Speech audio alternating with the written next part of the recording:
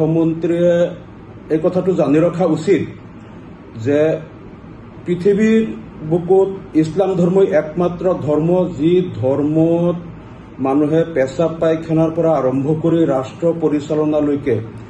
থকা খোৱা উঠা বহা মানুহৰ লগত চাল চলন ব্যৱসায় বাণিজ্য চাকৰি তাৰপিছত বিভিন্ন ধৰণৰ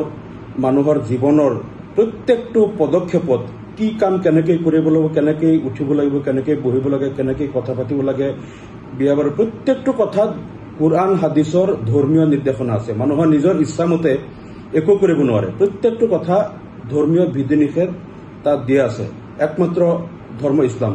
গতিকে এই ধৰ্মৰ এই নীতি নিয়মবিলাক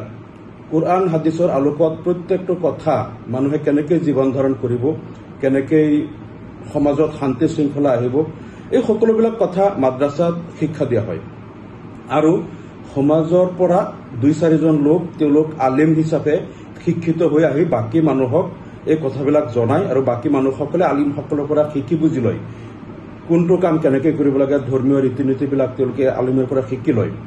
গতিকে মাদ্ৰাসাটো অপৰিহাৰ্য ইছলাম ধৰ্ম মাদ্ৰাসা শিক্ষা আৰু ধৰ্মীয় শিক্ষাটো থাকিবই আৰু লাগিবই আৰু এই যে মাদ্ৰাসা শিক্ষা আৰু কুৰাণৰ শিক্ষা বন্ধ কৰাৰ যেটো অপচেষ্টা এটো মুখ্যমন্ত্ৰী হিমন্ত বিশ্ব শৰ্মাৰ প্ৰথম আৰম্ভ কৰা নাই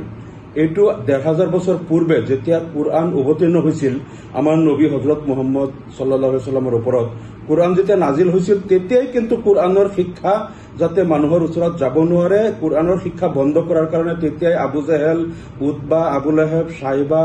তাৰপিছত ওয়ালিদ বিন মুগিৰা এনেকুৱা যিসকল নেতৃস্থানীয় তাৰ কুৰাইশসকল আছিল তেতিয়াই তেওঁলোকে কিন্তু এটো সৰ্বাত্মক প্ৰচেষ্টা কৰিছিল যাতে এই কুৰআনৰ বাণীবিলাক মানুহৰ ওচৰলৈ যাব নোৱাৰে আৰু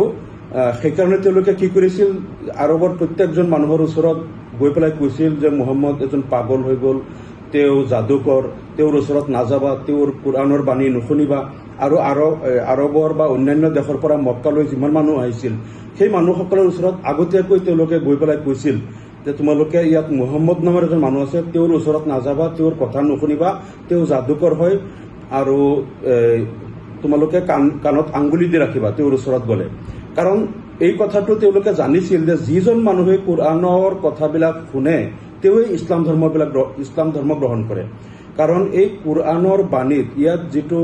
মানৱ সভ্যতাৰ ইতিহাস তাৰ পিছত যেটো ইয়াত আছে ভূবিজ্ঞান পদাৰ্থ বিজ্ঞান নভমণ্ডল ভূমণ্ডল সমুদ্ৰ বিজ্ঞান তাৰ পিছত জীৱ বিজ্ঞানৰ যিমান কথাবিলাক ইনফৰমেশন দিয়া আছে তাৰ পিছতে ইহকাল পৰকাল মৃত্যু পৰৱৰ্তী জীৱন জান্নাত জাহান্নামৰ যিবিলাক ইনফৰমেশন কুরআনত দিয়া হৈছে জুনেই শুনে তেও জানে যে এই কথাবিলাক কোনো মানুহে সৃষ্টি কৰিব পৰা কথা নহয় আৰু দ্বিতীয় কথাটো হল যে কুৰআনৰ যেটো বাক্য শৈলী বাক্যৰ গঠন প্ৰক্ৰিয়া আৰু যেটো ব্যাকৰণ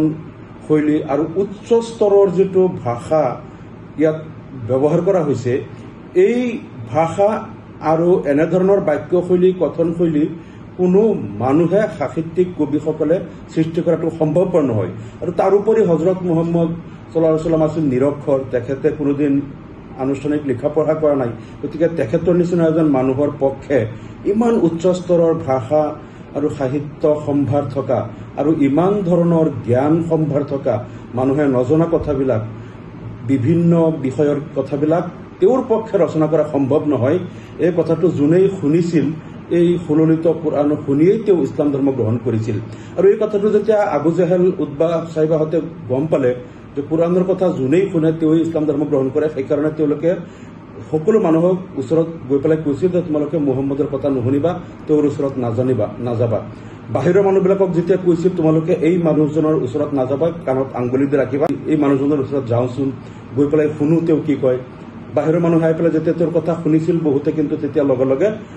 কলিমা পঢ়ি ইছলাম ধৰ্ম গ্ৰহণ কৰিছিল ইমান চেষ্টা তেওঁলোকে কৰিছিল কুৰআনৰ বাণী যাতে মানুহৰ কাণলৈকে নাযায় তাৰ পিছতো এটো ক্ৰমান্বয়ে লাহে লাহে মানুহে গ্ৰহণ কৰিব ধৰিলে বহুত মানুহক যিসকলে কুৰআনৰ বাণী বিশ্বাস কৰি মুছলমান হ'ল তেওঁলোকক আনি অকথ্য নিৰ্যাতন কৰা হ'ল তেওঁলোকক মৰুভূমিৰ উত্তপ্ত বালিৰ ওপৰত শুৱাই বুকুত পাথৰ হেঁচা দি নিৰ্যাতন কৰা হ'ল, বহুতক হত্যা কৰা হ'ল। তাৰপিছতো তেওঁলোকে ধৰ্ম ত্যাগ নকৰে। শেষত তেওঁলোকক আৰবৰ মক্কাৰ পৰা খেদি দিয়া হ'ল, মদিনালৈ গুচি গ'ল সকলোৱে। তাৰপিছতো এটা সময়ত পাৰস্য সাম্ৰাজ্য আৰু ৰোমান সাম্ৰাজ্য তেতিয়া বিশ্বৰ দুটা ছুপাৰ পাৱাৰ আছিল, আটাইতকৈ পৰাশক্তি আছিল। সেই দুটাও বহুত চেষ্টা কৰিলে, ইছলাম ধৰ্মৰ আগ্ৰাসন ৰোধ কৰিব নোৱাৰিলে। এটা সময়ত গৈ সমগ্ৰ মধ্যপ্ৰাচ্য, মধ্য এছিয়া, দক্ষিণ এছিয়া, তাৰপিছত আফ্ৰিকা আৰু পূব ইউৰোপৰ প্ৰায় 2/3 পৃথিৱীৰ বুকুত কিন্তু এই কোৰআনৰ বাণী গৈ পালে আৰু মানুহে ইছলাম গ্ৰহণ কৰিলে। গতিকে এই অপচেষ্টাটো 1500 বছৰ ধৰিয়েই চলি আছে, যাতে কোৰআনৰ বাণী কেনেকৈ বন্ধ কৰিব পাৰি, মানুহৰ ওচৰত যাতে নাযায়। এইটো আমাৰ মুখ্যমন্ত্ৰী হিমন্ত বিশ্ব শৰ্মা ডাঙৰীয়াই এতিয়াহে তেওঁ আৰম্ভ কৰিছে, কিন্তু 1500 বছৰেই এনেকুৱা হাজাৰ হাজাৰ নেতাই, হাজাৰ হাজাৰ লোকে অপচেষ্টা কৰি আছিল যাতে কোৰআনৰ শিক্ষাটো কেনেকৈ বন্ধ কৰিব পৰা যায়, যাতে মানুহৰ ওচৰত যাব নোৱাৰে। কিন্তু এইটো কোনেও বন্ধ কৰিব পৰা নাই। এই শাশ্বত সত্য যিটো আল্লাহৰ যিটো বাণী নিৰ্দেশনা, সেইটো গৈ পেলাই মানুহৰ কৰ্ণকুহৰত গৈ পাইছেই। আৰু আজিৰ দিনলৈকে প্ৰায় 200 কোটি মানুহে এই কোৰআনৰ বাণী গ্ৰহণ কৰি তেওঁলোক ইছলাম ধৰ্ম তেওঁলোকে গ্ৰহণ কৰি আজি মুছলমান হিচাপে পৃথিৱীত তেওঁলোকে জীৱন ধাৰণ কৰি আছে। গতিকে আমি এই কথাটো তেখেতক কম যে এই অপচেষ্টা আপুনি নকৰিব, কাৰণ এইটো এই 1500 বছৰ আগৰ পৰাই বিশ্বৰ ছুপাৰ পাৱাৰ বিলাকে বহুত চেষ্টা কৰিছে, কিন্তু কোৰআনৰ শিক্ষাটো বন্ধ কৰিব পৰা নাই আৰু মানুহৰ ওচৰত এই বাণীটো গৈ পাইছেই। গতিকে এইবিলাক অপচেষ্টা কৰাৰ পৰিৱৰ্তে ইয়াত সকলো জাতি ধৰ্মৰ মানুহ কেনেকৈ সম্প্ৰীতিৰে বসবাস কৰিব, সকলোকে লৈ